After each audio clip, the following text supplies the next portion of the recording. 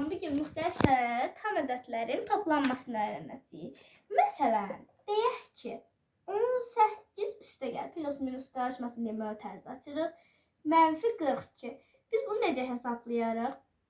Böyük olan ədəddən kiçik olan ədədi çıxırıq və böyük olan ədədin yanındakı işarəni onun əvvəlinə artırırıq. 42-dən 18-i çıxırıq. 24 alınır. 24-ün də əvvəlinə böyük olan 42-dir. 42-nin də yanında mənfi var deyə mənfi qoyuruq. Oldu mənfi 24. Sonra məsələn gələk buradan yazaq mənfi 23 üstə gəl buradan yazaq 52. Biz bunu necə hesablayarıq? Yenə böyük olandan çıxırıq kiçik olanı. 52-dən 23 çıxanda 29 qalır. Amma böyük olanın əvvəlində nə var? Burada gizli bir müsbət var da. Ona görə bu müsbətin yanındakı plus yazılır. Biz buraya yazırıq 29 yanına mənfi ya da müsbət işarəsi yazmadan da olar. Sağ olun.